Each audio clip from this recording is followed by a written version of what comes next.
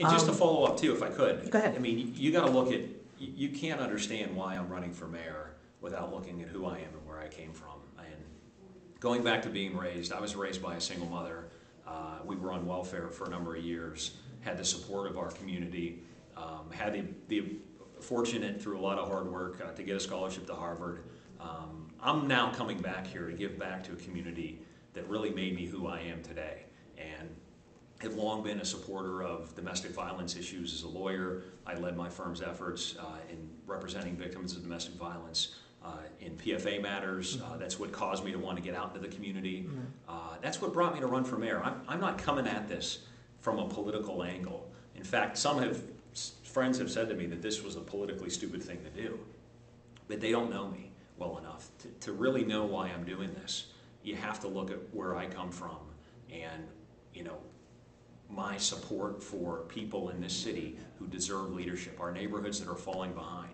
We have a mayor that is playing falsely on the hopes and dreams of some neighborhoods, coming through when the cameras are rolling and then not showing up for months on end. That's got to stop.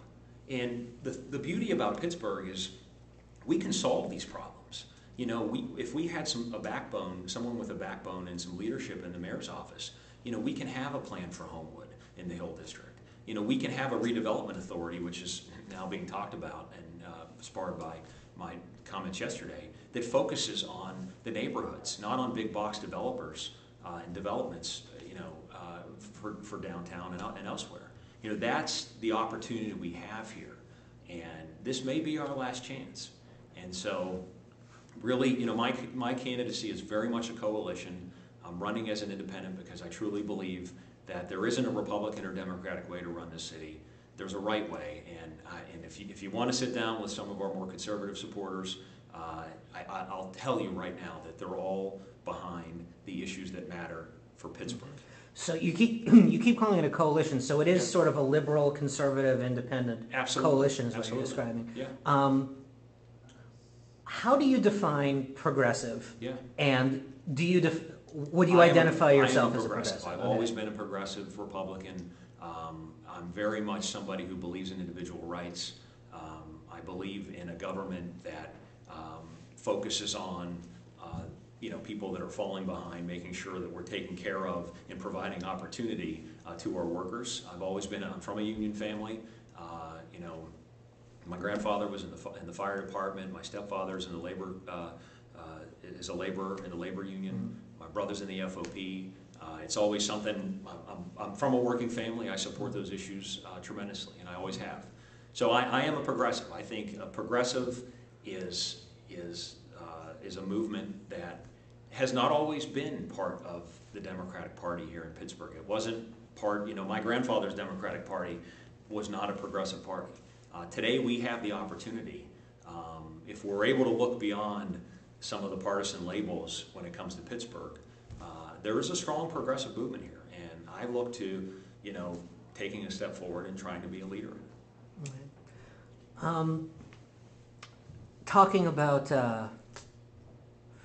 let's start getting to pensions, the pensions deal real quick, and I'm going to sort of loop into it and ask,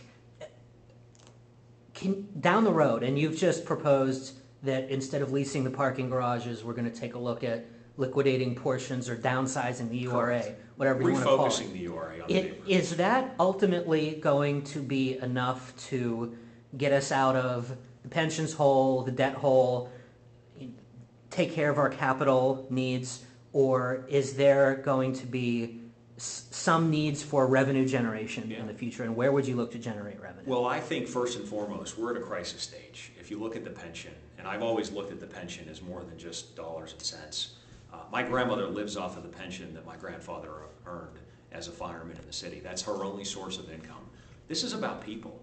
And when I'm knocking doors, we've been out knocking doors for, about 2 months now. We've hit, tens of thousands of doors. I hear it at the doors. People are worried about the situation. So first and foremost, this is a problem that affects real people in this city. We've made promises to our workers in the city, and we have to keep them.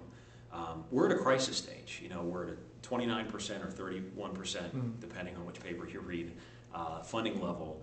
We're way off the map. The next closest is Philadelphia, which is somewhere in the 50s.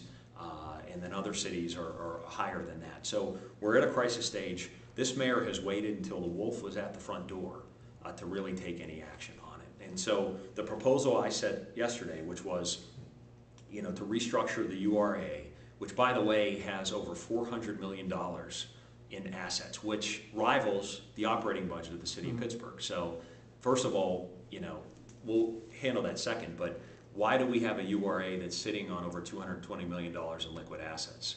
Other cities, that crowds out private investment. So I've always wanted to sort of looked at the URA as an opportunity to, it's sort of this dark place where a lot of money is changed hands, a lot of investments are made. There's not a lot of sunshine going on in those books and records, and so that's part of it. So you're upfront of the fact that a side benefit of liquidating the parts of the URA for pensions is you also get to liquidate the URA. Well, part of it is having a redevelopment authority that's focused on the neighborhoods. And, when you have a redevelopment authority that's been a bit of a bank, that's made big loans to big developers for big projects, you have whole neighborhoods being left behind without even a plan.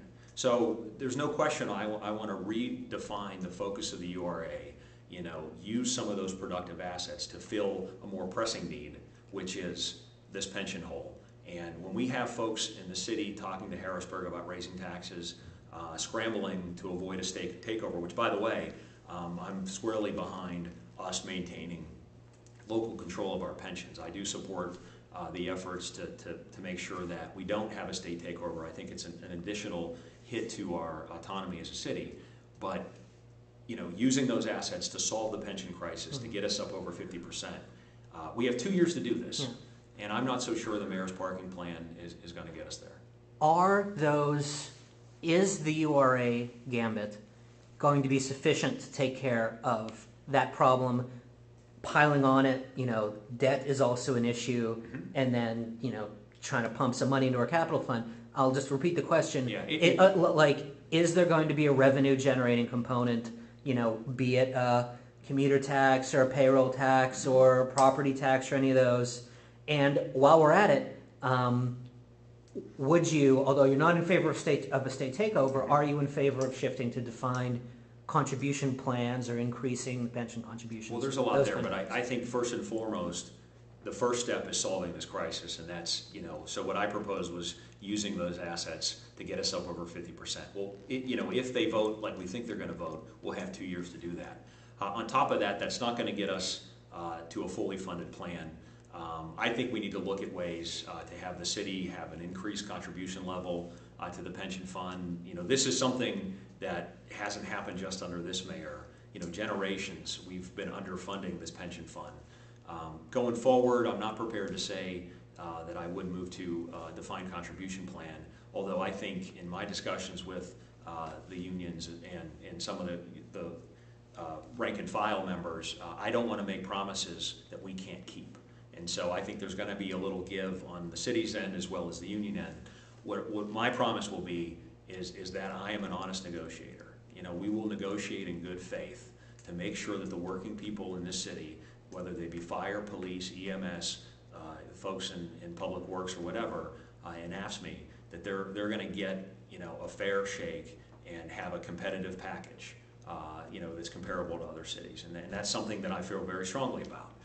They haven't gotten that from this mayor. This mayor used the Act 47 process to take things off the table before the collective bargaining process started. I thought that was unfortunate. Took what things off the table? Well, there were some changes in some of the union work rules that they used, Act 47, to sort of jam down the throats of the working people in the city. I think that was an end run around some of the, it happened before the collective bargaining period started. I know I wouldn't have used that as an opportunity to do that. And as a business lawyer, I've been in union negotiations. I've worked on deals where, we've had collective bargaining agreements. And, that's the kind of approach I take. I do believe we need to look to restructure our tax structure in this city. You'll be hearing from me a little bit more about that.